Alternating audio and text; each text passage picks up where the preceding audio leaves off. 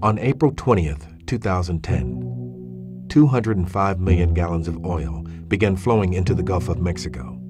For 3 months, we strongly debated our crippling dependency on oil. But what if the explosion never happened? What would we have done with all that oil? Almost half of it would have been processed into gasoline. Enough fuel for 750,000 cars to drive from New York to LA. 37 million gallons of the spilled oil would have turned into diesel.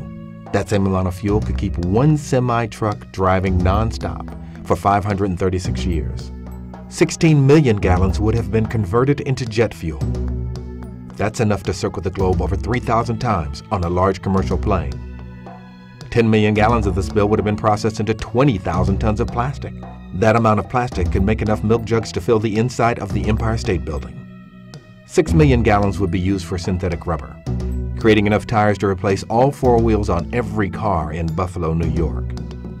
The remaining oil has thousands of uses, from heating your house to paving roads to creating the fibers in your sweater. The full environmental consequences of this spill remain unknown.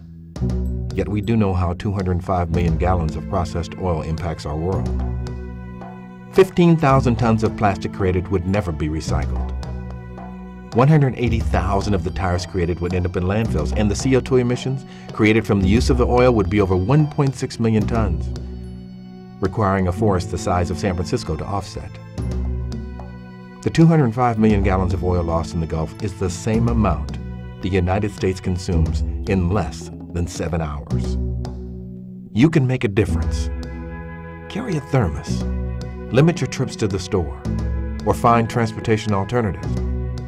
There is no low-impact solution when oil is involved.